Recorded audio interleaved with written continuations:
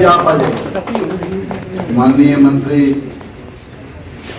सुमन sir को आप कीजिए, रश्मि ये SCRT की विभागाध्यक्षा है, आप पूरी से स्मृति चिन्ह और भी हमारे अतिथियों के आइए। कुजूर जी अपर मुख्य सचिव शिक्षा, हमारे दोनों साथी विभाग जो यहाँ पर उपस्थित हैं, इनका जो लक्ष्य है, समाज के जिस वर्ग को इन लोगों ने लक्षित करके रखा है या हम लोग जो शिक्षा विभाग की तरफ से चाहते हैं, उसमें आगा खान फाउंडेशन के मदद या इसके हेल्प से निश्चित रूप से हम लोग उसमें प्रभावकारी परिवर्तन कर सकते हैं, जिसका मुझे भरोसा है। और इसी आधार पर इनके साथ हम लोगों का सहयोग चल रहा है और आगे भी चलेगा, जिसके लिए आज MOU साइन हो रहा है। इन लोगों से भी हमारी बात हुई है। केवल हमने परफॉर्मेंस असेसमेंट के तरीके में एक चीज़ जरूर कहा है कि हमने शिक्षकों को प्रशिक्षित कर दिया या अपने लोगों से एक रिपोर्ट बना लिया, क्यों हमारा मकसद वो हमारा एक तरह से कहिए हमारा बीच रास्ता है। हमें जहाँ पहुँचना है, जो हमारी मंजिल है या जो हमारा लक्ष्य है, ये सिर्फ उसका एक पड़ाव है जहाँ से बढ़ के हमको जाना है कि हम शिक्षकों को अच्छे ढंग से प्रशिक्षित कर दें, स्कूल में अच्छे अच्छे इंफ्रास्ट्रक्चर आधारभूत संरचनाओं से लेकर पाठ्यक्रम को कितना रुचिकर बना दें, कितना इंटरेस्टिंग बना दें, जिससे कि बच्चों को पढ़ने में भी मन लगे। ये सब रास्ते में कैसे हम लोग आगे बढ़ें, ये उसके लिए तकनीक है। लेकिन हमें जहाँ पहुँचना है वहाँ हम पहुँचे कि नहीं पहुँचे, इसका सही माने में आकलन ही आवश्यक होता है।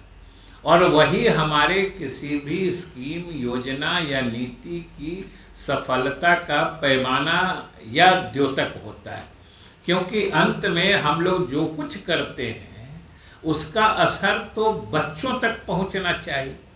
हम शिक्षकों को प्रशिक्षित करते हैं, बच्चों में ज्ञान डालने के लिए कुछ इंटरेस्टिंग किट बनाते हैं या जो भी कुछ करते हैं। हम समझते हैं कि जिस ढंग से स्वेच्छा से आप लोग काम करते हैं और बिहार में आप लोग विशेष रुचि दिखाया है, इसके लिए भी हम आभारी हैं। हम बिहार वासी या बिहार सरकार आपकी आभारी है, क्योंकि आप अपने इच्छा से, अपने संसाधन से सरकार के प्रयासों में मदद करते हैं।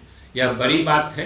तो हम आपको बिहार की सरकार और बिहार की जनता की तरफ से भी आप सिर्फ प्रक्रियात्मक दोष या प्रक्रियात्मक विलंब के वजह से हमारे बच्चों को लाभ नहीं मिल पाता था, ये सही मायने में बहुत ही दुखद स्थिति थी, जिससे बाहर निकलने का यह प्रयास है, ये सराहनीय ही नहीं प्रशंसनीय है। और हम समझते हैं कि जरूर इसका अनुसरण, हम तो जब देख समझ रहे थे तो हमने शैलेश जी से ये भी पूछा कि ये जब इतना आप जिसको सिस्टेमिक इम्प्रूवमेंट कहते हैं, प्रणालीगत सुधार कर रहे हैं, तो ये तो दूसरे लोग भी आपको का अनुसरण करेंगे, ये तो ट्रेंड सेटर हो जाएगा।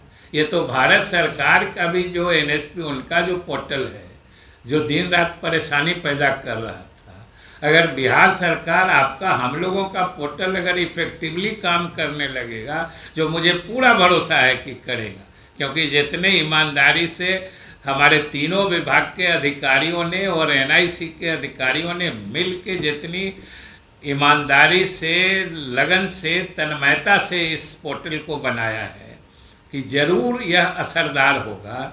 और इससे प्रभावित होकर दूसरे प्रदेश भी, खाली दूसरे प्रदेश ही नहीं, हमको तो लगता है कि जो NIC का हेडक्वार्टर है उनका जो भी है NSP 20 हो, अब 20 से वो 30 पर जाने को बाध्य हो जाएंगे। ये आपके सक्सेस का ये नतीजा निकलने वाला है। और भी खासियत है बिहार सरकार के योजनाओं या जो प्रक्रियात्मक चीज़ें तय की गई हैं।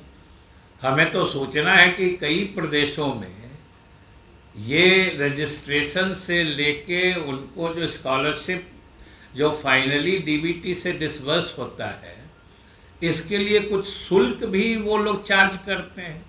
मध्य प्रदेश में अन्य जगहों पर कुछ न कुछ शुल्क लेते हैं, हम लोग तो कोई शुल्क नहीं लेते हैं। अब आप समझिए कि जब उनकी गरीबी, गुर्बत, कमजोरी देख के मदद करने के लिए सरकार ये कर